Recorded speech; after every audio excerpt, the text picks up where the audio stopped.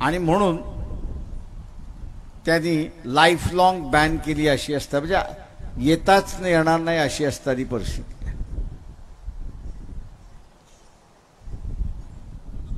परंतु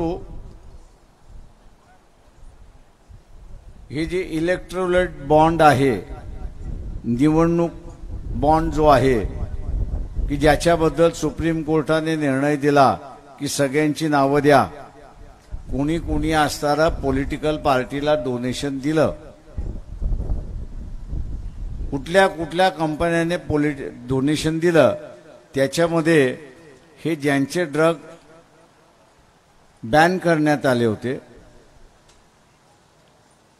बंदी घालण्यात आली होती, अशाने 300 400 कोटीचे हे इलेक्ट्रोल बॉन्ड म्हणजे निवडणूक बॉन्ड विकत घेतले, भारतीय जनता पक्षाला दिले आणि 15 दिवसाने ते जे बॅन ड्रग होते ते पुन्हा बाजारात यायला लागले. आपण आता म्हणतो ना काही ठिकाणी अरे पटापटा माणसं मारायला लागली, काय तरुण होता मेला, ते ह्या ड्रगमुळे मरतात आहेत अशी असणारी परिस्थिती आहे. झालं तर पुढच्या निवडणुकीच्या म्हणजे तिसरी आणि चौथी फेज आहे त्यावेळेस त्या औषध कुठली आहेत, कुठल्या कंपनीने मॅन्युफॅक्चर केलेलं आहे आणि त्या कंपन्याने बीजेपीला या निवडणुकीच्या बॉन्डमधनं डोनेशन दिलं की नाही त्याची माहिती आम्ही त्या ठिकाणी देणार आहोत. तुम्हीच ठरवा आता ह्या मौत के सौदागरला पुन्हा सत्तेवरती बसवायचं का, याचा निर्णय आपण त्या ठिकाणी घेतला पाहिजे. जे पैशासाठी माणसं मेली तरी चालतील,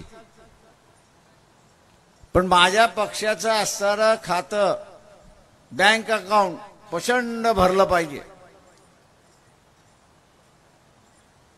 दुर्दैव आहे काँग्रेसवाल्यांचं की मटेरियल असून कागदपत्र बाहेर आल्यानंतरही काँग्रेसचं वरचं नेतृत्व मुख गिळून बसलेलं आहे. मला असं वाटलं की काँग्रेसला एक बदला घेण्याची संधी मिळाली. राजीव गांधीचं ज्या पद्धतीने बोफोर्समध्ये बदनामी करण्यात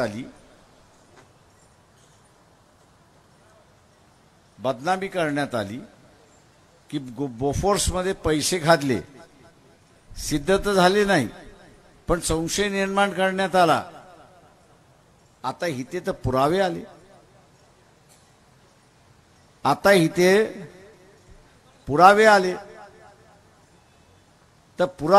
तर काँग्रेसवाले जोरदार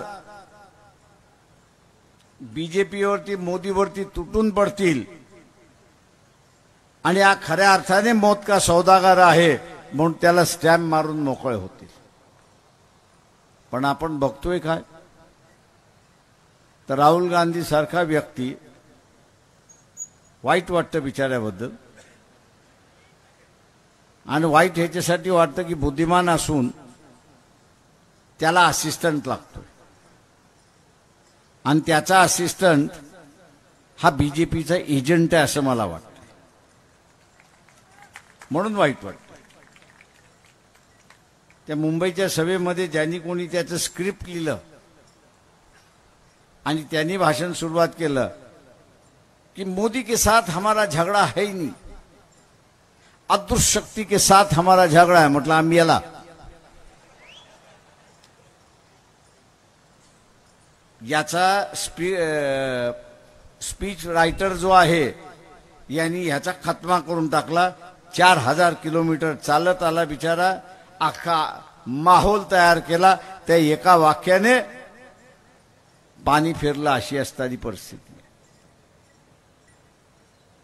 अरे इथे मोदी बरोबरच तर झगडा आहे तुझा.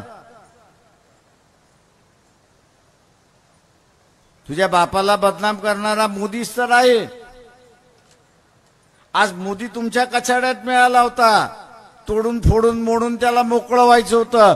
ते न करता अदृश्य शक्तीशी आम्हाला लढायचंय. अरे बाबा, आमच्या इथं असणारा या अदृश्य शक्ती पैदा करणारा स्मशानात कोण असतो?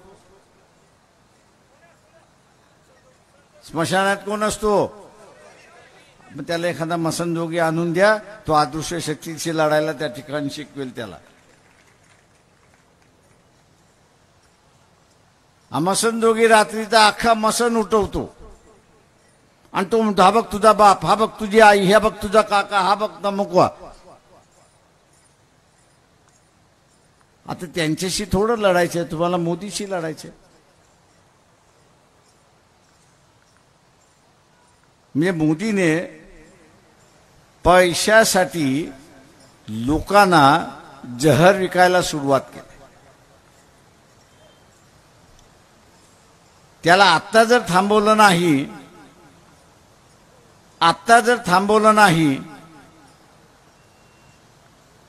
तर अजून कुठले कुठले बॅन केलेले, बंद केलेले ड्रग्ज बाहेर होतील ही काढता येणार नाही आणि माणसं जिवंत राहतील की नाही याची असणारी परिस्थिती आहे. तुम्हाला असा पंतप्रधान पाहिजे का? मौत का सौदागर पाहिजे का तुम्हाला? अरे आयता मिळतोय, घ्या, आयता मिळतोय. आणि म्हणून मित्रो, सुप्रीम कोर्टाचे आपण असणारा आभार मानले पाहिजेत की त्यांनी बँकेला तंबी दिली, स्टेट बँकेला तंबी दिली. कोणाकोणाकडून पैसे आलेत, किती आलेत आणि कुठल्या पक्षाला गेलेत ते असणारं सांगा. जसे बीजेपीला गेले तसे काँग्रेसलाही गेले अशी असणारी परिस्थिती आहे. जसे बीजेपीला गेले तसे काँग्रेसलाही गेले आणि म्हणून काँग्रेसच टीका करत नाही अशी असणारी परिस्थिती आहे. देसॉल्ट नावाची असणारी फ्रेंच कंपनी आहे की ज्यांच्याकडून असणारा राफेल विमानं आपण विकत घेतली. त्या राफेल कंपनीचे 2 अधिकारी जेलमध्ये गेले. जेलमध्ये का गेले? तर त्यांनी घूस दिली म्हणून ते जेलमध्ये गेले. त्यांना सजा झाली फ्रेंचच्या कोर्टामध्ये. आता घूस देणाऱ्याला सजा होते तर घूस घेणारा हा भारतीय असला पाहिजे. घूस घेणारा हा भारतीय असला पाहिजे. आणि मग भारतीय कोण असणार? तर मोदींबरोबर जे गेले होते, व्यवहार करायला गेले होते, त्यांच्यापैकी होतं. पुन्हा एक काँग्रेसला संधी आली होती. पुन्हा एक काँग्रेसला संधी आली होती की मोदींवरती घेरण्यासाठी की बा फ्रान्समध्ये ज्यांनी घूस दिली त्याला सजा झाली, तर इथे ज्यांनी घेतली ते कोण आहे ते शोधा. तो घेणारा कोण आहे ते शोधा. पण पुन्हा काँग्रेस हा फुसका भार ठरला अशी असणारी परिस्थिती आहे. माझं आव्हान आहे आपल्या सगळ्यांना की नांदेडमध्ये मॅच फिक्सिंग झाली की न झाली? परंतु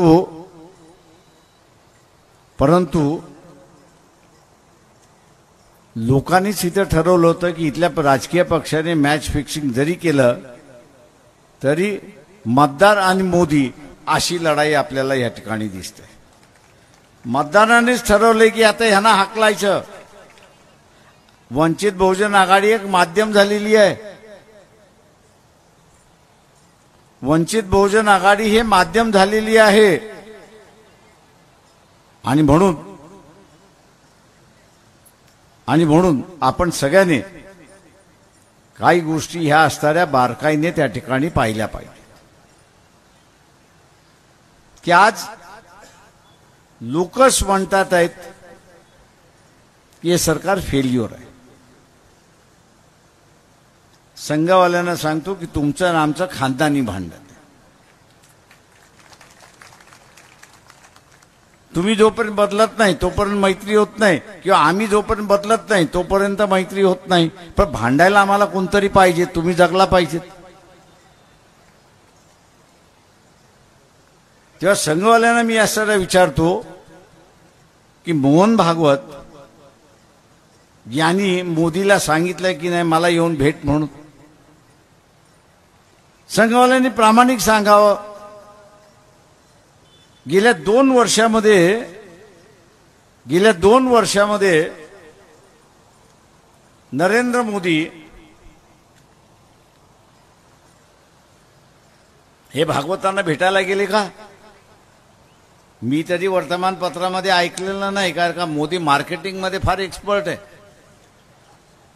त्या भेटीचं सुद्धा त्यांनी असतं मार्केटिंग केलं असतं, पण तो भेटायला गेला नाही. संघवाल्यांनो सावध राहा. मोदीला पंतप्रधान करण्यामध्ये संघाचा हात फार मोठा होता. आता मोदीच संघाचे पाय कापायला लागलाय अशी असणारी परिस्थिती आहे. मला काही जण म्हणतात प्रकाशराव होऊ द्या, संघाचे पाय कापल्या जातात, होऊ द्या, आपल्याला काय घेणं देणं आहे. एका अर्थाने आम्हाला काही घेणं देणं नाही, पण मोदीला घालवण्यासाठी संघवाल्यांना सांगतोय की तुम्ही आम्हाला मदत करा, आम्ही मोदीला घालून देतो. आणि तुमचा पाय कापणारा जो आहे तो बाजूला सरला की आपल्या दोघांची लढाई पुन्हा सुरुवात होते.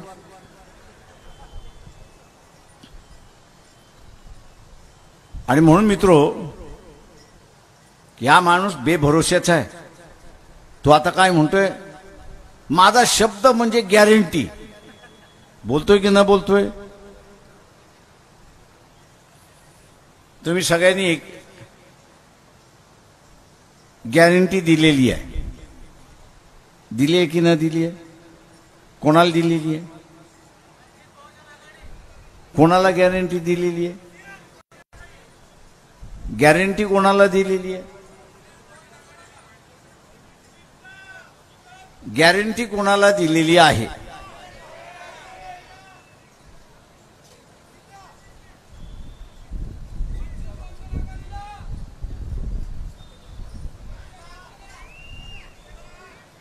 व्यक्तिगत गॅरंटी कोणाला दिलेली आहे? व्यक्तिगत गॅरंटी कोणाला दिलेली आहे? तुम्ही किती जणांचं लग्न झालं त्यांनी हात वरती करा.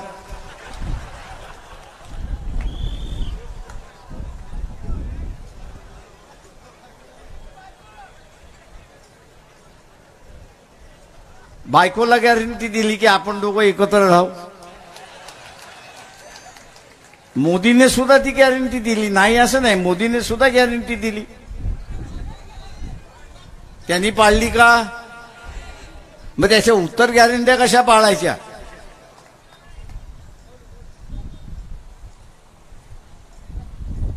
तेव्हा मोदी हा ज्या दिवशी गॅरंटी म्हणतो त्या दिवशी मी आता म्हणतो की आता फसवायला निघालेला आहे.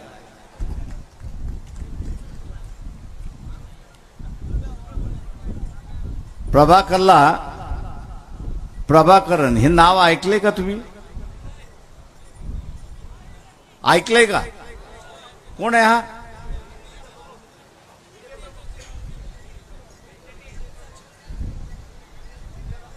कोण आहे?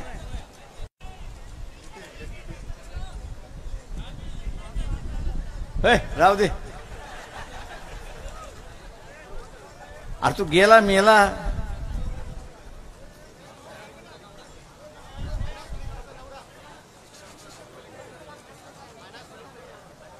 तुम्ही सगळेजण बसल्या बसल्या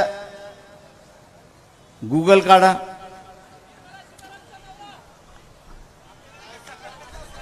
बरोबर आलं.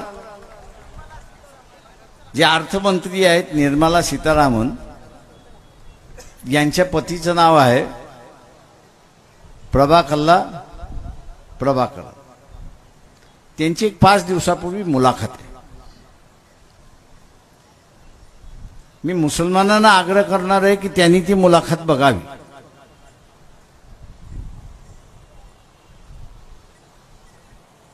मुसलमानांनी ती अर्जवून बघावी आणि मग काँग्रेसला मतदान द्यायचं का ते त्यांनी ठरवावं. त्या मुलाखतीमध्ये प्रभाकरन असं म्हणतात, मोदीला पुन्हा निवडून दिलं तर ही शेवटची निवडणूक. तो तिथे थांबत नाही. तो पुढे जाऊन असं म्हणतो की देशाचा नकाशा आज जो तुमच्या लक्षात आहे तो असला बदललेला जाईल की तुम्हालाच लक्षात येणार नाही की हा भारताचा नकाशा आहे. तिसरं तो असं म्हणतोय की जे गोध्रामध्ये झालं आणि मणिपूरमध्ये झालं ते भारताच्या कानाकोपऱ्यामध्ये सुद्धा होऊ शकतं. शेवटी त्यांनी असं म्हटलं की आरागत आरागत आरागत असं मागणार. आपल्याच मंत्रिमंडळातला एका मंत्र्यांच्या कुटुंबातला माणूस या गोष्टी बोलल्यानंतर मोदी घाबरला, प्रचंड घाबरला. आणि म्हणून आता आपण बघत असाल की मोदीचं भाषण सुरुवात होता तो पहिल्यांदा म्हणतो घटना आम्ही बदलणार नाही. डॉक्टर बाबासाहेब आंबेडकर आले तरी तेही बदलू शकणार नाही. मोदीचं हे वाक्य की डॉक्टर बाबासाहेब आंबेडकर सुद्धा बदलू शकणार नाही हे खरं आहे असं मानतो. कारण का 56 साली बाबासाहेब गेले, पुन्हा ह्या ठिकाणी येणार नाहीत अशी परिस्थिती आहे. त्याच्यामुळे जो माणूस परत येणार नाही तो घटना दुरुस्त करणार नाही. पण आपल्याला विश्वास यावा म्हणून तो असं म्हणतो की बाबासाहेब जरी आले तरी ही घटना बदलू शकणार नाही. मोदीजी, आम्ही आणि तू प्रभाकरला असं विचारतोय की तू बदलणार आहेस की नाही एवढं सांग. आता मोदीमध्ये आणि आपल्यामध्ये फरक काहीच नाही आहे. तुम्ही विचाराल कसं? तुम्ही शपथ घेताना कोणाची शपथ घेता? आईची शपथ घेऊन सांगतो, बापाची शपथ घेऊन सांगतो, पोराची शपथ घेऊन सांगतो, बरोबर आहे.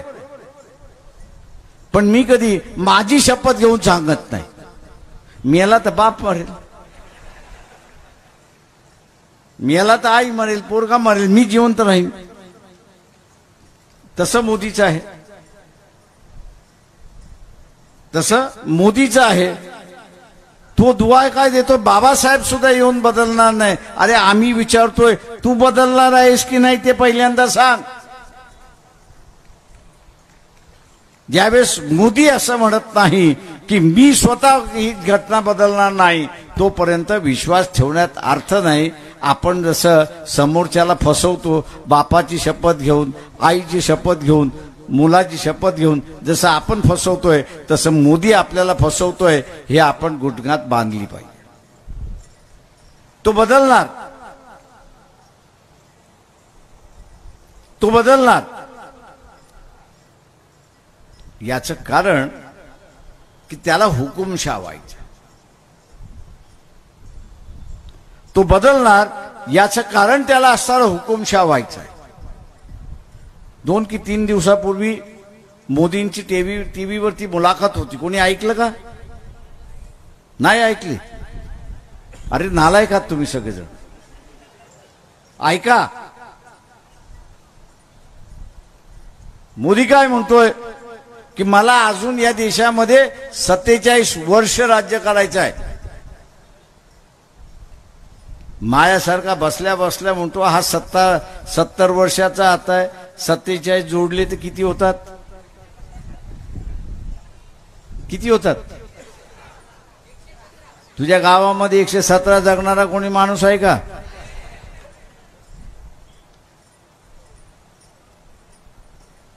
म्हणजे एक तर हा स्वप्नात जगत असेल किंवा एक मंत्री होता, हारला लोकसभा, रात्री 2 वाजता उठून माझ्याकडे आला आणि म्हणाला, प्रकाशराव काही करा, आपल्याला मंत्रिपदात शपथ घ्यायला पाहिजे. आणि म्हटलं आपण दोघंही हारलोय, तो शपथ होणार कशी? तुम्ही काही करा, मला शपथ घ्यायलाच पाहिजे. म्हटलं असं कर, तू उभा राहा, मी तुला शपथ देतो.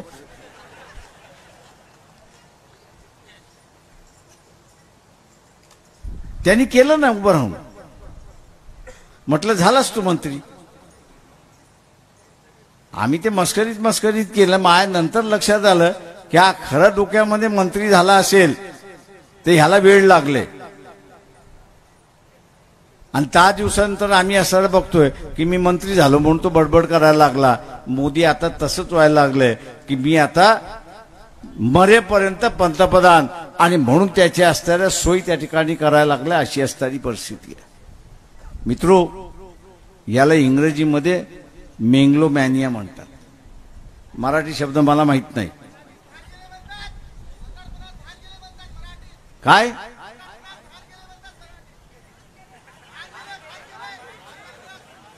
भांग गेला. अरे मला वाटलं तो भांग प्यायल्यानंतर तसं होतं.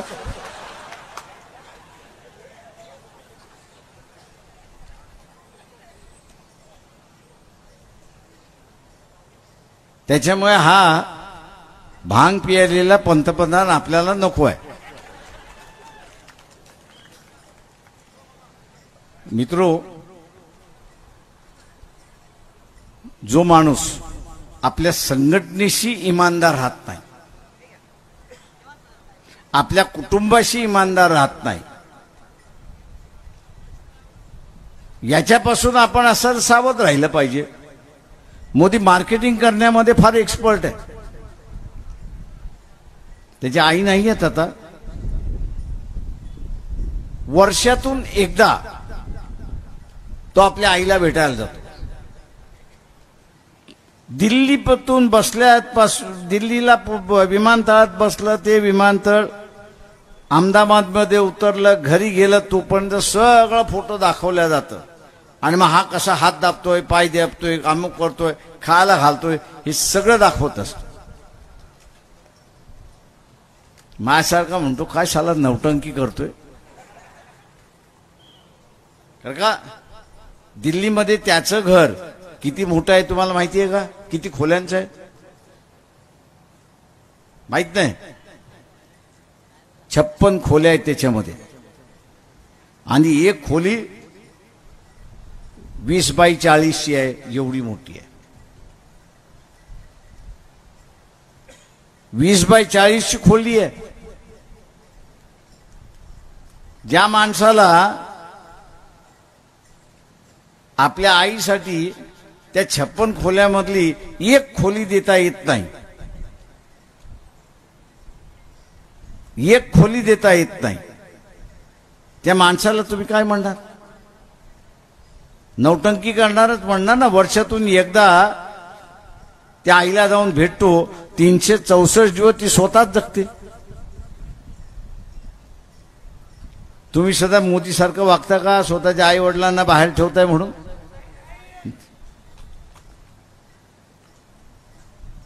बरं का ठेवत नसेल त्याच्या आईला मला सांगा बरं.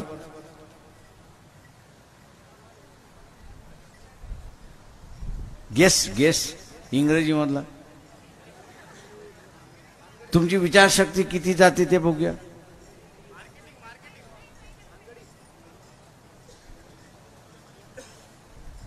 तू काय भानगडी करतो? आपल्या आईला कळू नये म्हणून तो ठेवत नाही, अशी असणारी परिस्थिती आहे. तू काय भानगडी करतो? आपल्या आईला कळू नये म्हणतो तू अहमदाबादला राहा, मला जे करायचं ते मी करतो. आणि म्हणून इथला असणारा मराठा समाजाला माझं असणारं आव्हान आहे, आणि विशेष करून गरीब मराठाला असणारं आव्हान आहे जी काही NCP मार्फत, काँग्रेस मार्फत, BJP मार्फत ही तिकीट देण्यात आलेली आहे त्याच्यामध्ये एकही गरीब मराठ्याला उमेदवारी देण्यात आलेली नाही। वंचित बहुजन आघाडीच्या वतीने ज्या मराठा समाजातल्या उमेदवारी देण्यात आलेली आहे त्यांचा अजिबात राजकीय संबंध नाही आणि ते सगळे गरीब घराण्यातले आहेत अशी असणारी परिस्थिती इथे असणारं बाजूच्या मतदारसंघात पंजाबराव डक हे जे उमेदवार आहेत हे सुद्धा गावात राहतात, 2 खोल्यांच्या याच्यामध्ये राहतात, महाराष्ट्रभर असताना देशभर पावसाचं भाकीत त्या ठिकाणी करत बसतात, सांगत बसतात, लोक पैसे देतात पण तो माणूस घ्यायला तयार नाही अशी असणारी परिस्थिती आहे। आणि म्हणून इथला जो गरीब मराठा आहे जे जरांगे पाटलांच्या पाठीमागे उभे राहिलेत त्या सगळ्यांना आव्हान आहे, जातीची सत्ता जातीची सत्ता जातीची सत्ता करत बसतील त्यांना एकच विचारा, जरांगे पाटील ज्यावेळेस आंदोलन करत होता त्यावेळेस तुम्ही त्याला पाठिंबा का दिला नाही एवढं सांगा। तुम्ही पाठिंबा का दिला नाही? किंवा आता असताना या वाटाघाटीमध्ये मी असताना म्हणालो की जरांगे पाटील हा असताना राजकीय फॅक्टर झालाय त्याला आपण असताना मान्यता दिली त्यावेळेस सगळेजण नाक आट तोंड जे काय मुरडायचे असेल ते सगळे मुरडायला लागले की प्रकाशरावांनी हे काय ब्याद आणली आमच्यासमोर। म्हणजे जरांगे पाटील यांच्यासमोर एक ब्याद आहे। मी त्यांना म्हटलं तुम्ही मान्य करणार नसाल तर मी तुमच्या बरोबर आहे, मान्य करणार नसाल तर मी तुमच्या बरोबर नाही। कारण का आज 70 वर्षाच्या कालावधीमध्ये सत्ता मराठ्यांची नाही असं नाही, पण ही सत्ता निजामी मराठ्यांची सत्ता आहे हे आपण लक्षात घ्या। रयतेतला जो मराठा आहे, उपेक्षित असणारा जो मराठा आहे त्याला हे जवळ करायला तयार नाहीत अशी परिस्थिती आहे। आणि म्हणून ज्या ज्या मराठा समाजाच्या लोकांनी जरांगे पाटलाच्या आंदोलनामध्ये सहभागी घेतलं त्यांना असणारं आव्हान मी असणारं करत आहे की आपण अविनाश भोसेकरच्या शिट्टीच्या मागे ठामपणे उभे राहा हे आव्हान मी आपल्या सगळ्यांना ह्या ठिकाणी करतो। मित्रो, मी ओबीसी बांधवांना सुद्धा इथे असताना आवाहन करतोय, मी इथे ओबीसी बांधवांना सुद्धा आवाहन करतोय की ओबीसीचं आरक्षण वेगळं राहिलं पाहिजे हे आपण असताना आता मान्य करून घेतलेलं आहे। मराठा समाजाचं असणारं आंदोलन जे आहे गरीब मराठ्याला सुद्धा आरक्षण मिळालं पाहिजे या मताचा वंचित बहुजन आघाडी आहे। आणि उद्याही अंमल करून घ्यायचा असेल तर मी या दोन्ही वर्गाला आवाहन करतोय की आपण अविनाश भोसेकर ज्यांची निशाणी शिट्टी आहे त्या शिट्टी समोरचं बटन दाबून आपण त्यांना प्रचंड मताने विजयी करा ही अपेक्षा बाळगतो आणि आपली रजा घेतो। जय भीम, जय भारत। सीएम फर्नीचर नांदेड़ लाए हैं आपके लिए शादियों में दिए जाने वाले फर्नीचर खास होलसेल दामों में और डिस्काउंट के साथ मजबूत और खूबसूरत लेटेस्ट डिजाइन वाले बेडरूम सेट सागवान और वुड बेस मटेरियल में दस्तयाब है। इसी के साथ sofa set, dining table, Godrej अलमारी, ऑफिस चेयर, ऑफिस टेबल वाजबी दामों में दस्तयाब है। एक बार ज़रूर तशरीफ लाए। हमारा पता है CM furniture and home appliances, famous function hall के पास, इलाही मस्जिद के सामने, माल टेकरी, देगलूर नाका रोड, नांदेड़। Mobile number 9923106277।